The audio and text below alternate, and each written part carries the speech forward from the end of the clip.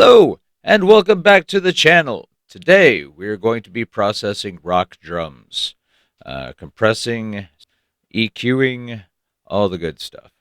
So without further ado, let's dive into this. All right, first things first, we're going to get all of our drums. Well, first things first, we are using Slate Digital drums. They're not completely raw drums, they're pseudo-processed. There's still room for improvement. I stacked a few snares, and we get a pretty good sound out of all those. Anyway, this is highly customizable with attack, decay, release, and sustain. You can choose very easily what drums go into what channel, and from there you can mix a bunch of stuff, create your own drums, including the instruments. You can go ahead and pick pretty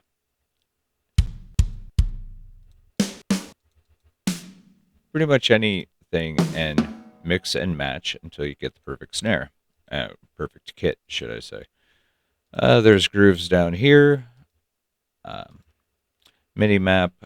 There's a couple of bugs in it where you got to remap a couple of drums because they just disappear. Other than that, uh, pretty solid. No worse than anything else out there. If you want really raw drums, you want the Get Good drums. The entire collection is insane and worth the money.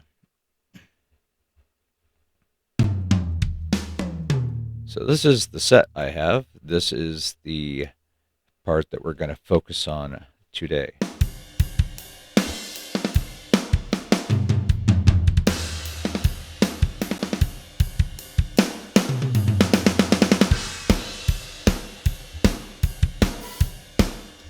Pretty simple, right? All right, so if you have not already, get all of your drums and send them to a bus. I like to send them to the drum bus and the toms to a tom bus for separate processing. But we're going to start off with bass drum. This bass drum's all right already, but if you don't like the more roomy tone, you can cut out right around 200 hertz. Enough to clear out the mud. Maybe get it wherever you want a little bit of click.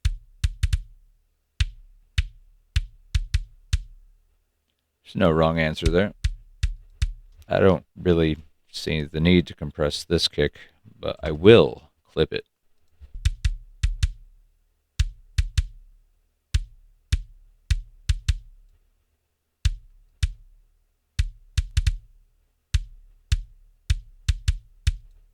I like that.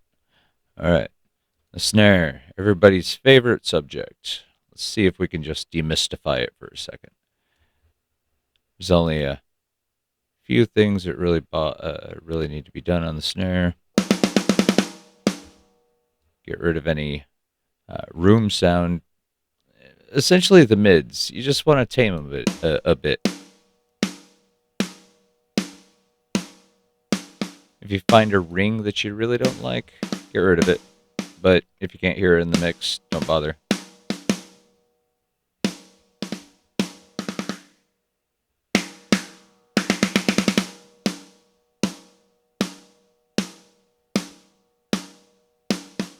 You want a little bit more beef to it, try raising a little bit below the fundamental. Too much will muddy up the mix. You can either use the transient designer or you can go with compressor. Let us try the transient designer first.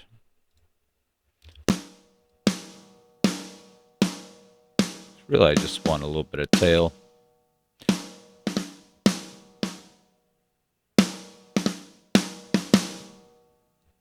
If we really wanted to, I just got the distressor plug-in. This thing's a beast.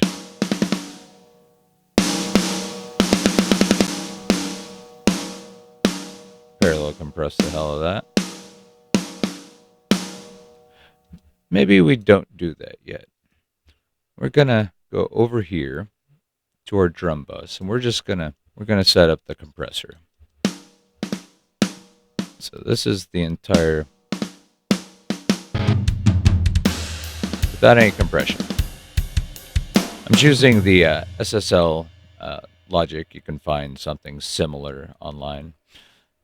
It doesn't have to be the exact solid state logic, but at least a similar. I know Studio One has one built in. We're going to use a 4:1 ratio. I'm going to start dragging this down at about 4. Nah, let's go bigger. Find yourself a good groove in here. Screw around with your release.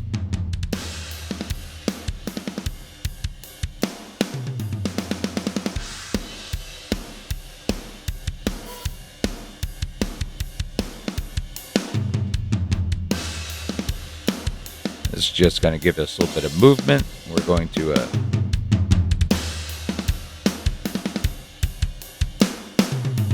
blend it back in.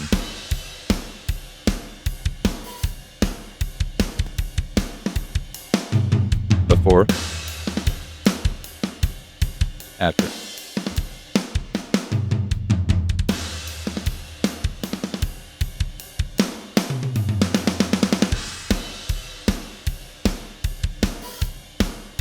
I like that. All right.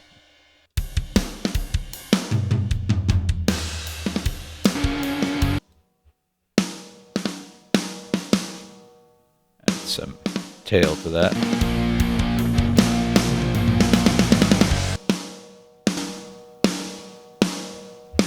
Do more with that distressor. Maybe add a little bit of distortion.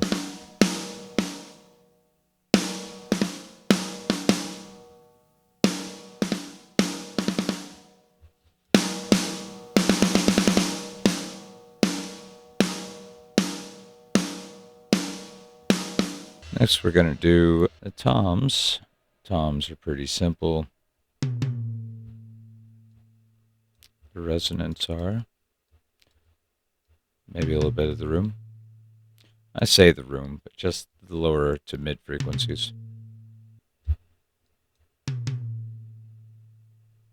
you really want to, you can take the transient master over here, and that'll help you figure out.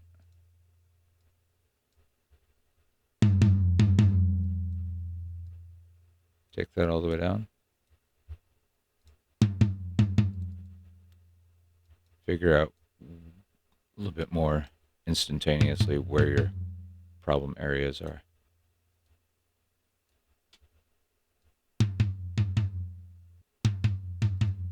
Make sure when you're EQing your drums, your toms, that you keep tonality.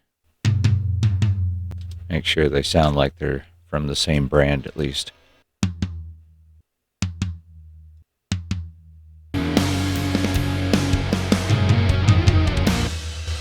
You can pan these to the left and right if you would like.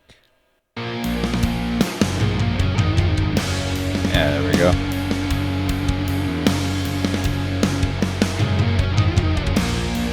I've taken all of my bass guitar, drums, toms, everything. I've put them all into an instrument folder here, or instrument bus.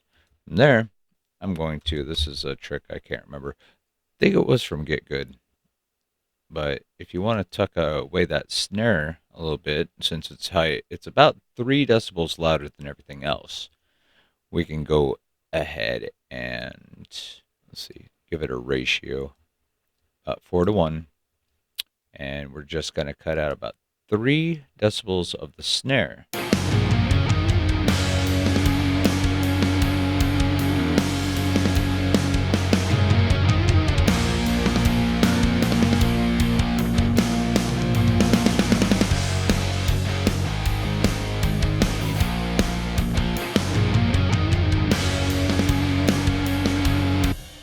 looks like it's still pretty getting pretty in there. So we're going to add a limiter to the end to kind of shave off that transient a little bit.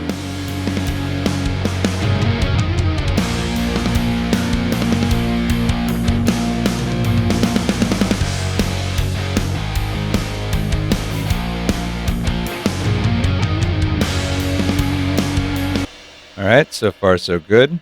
You can do the overheads in a million different ways.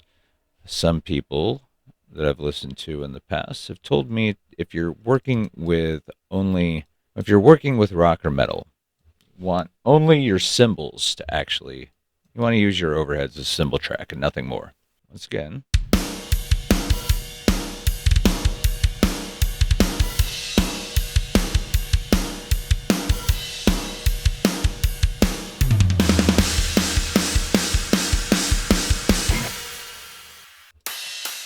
So that would be only using your overheads as a cymbal track.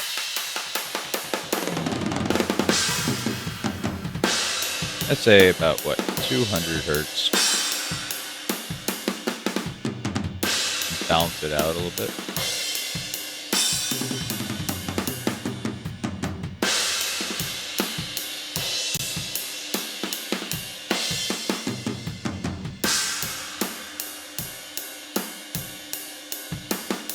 Oh yeah, that filter now has this awesome thing.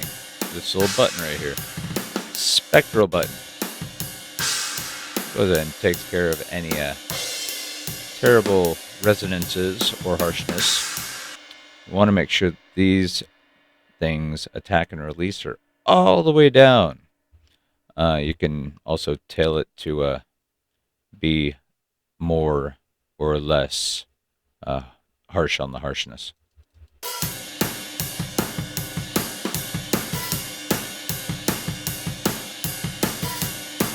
There we go. Moving on to the room. Probably my favorite.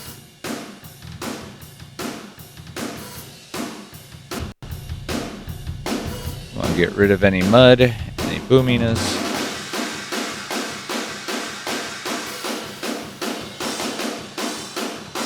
That beautiful, beautiful snare sound.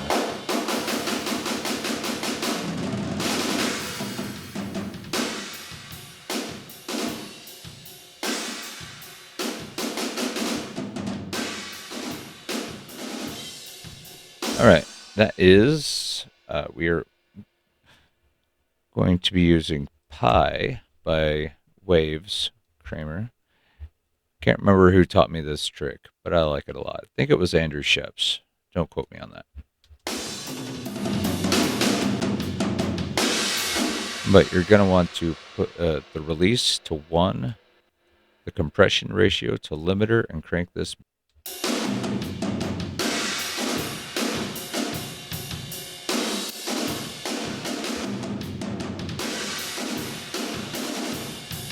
Without.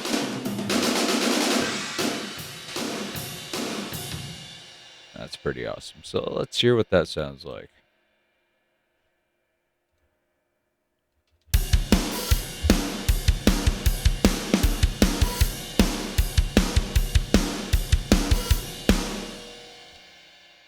We're going to give a brief demonstration of without processing,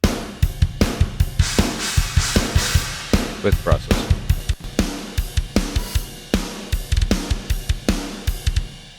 With the guitars and bass.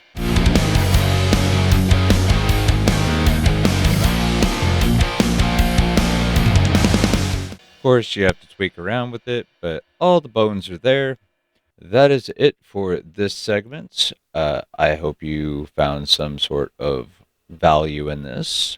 If you like this content, please consider liking and subscribing to the channel. It would mean a lot. And until next time, take it easy.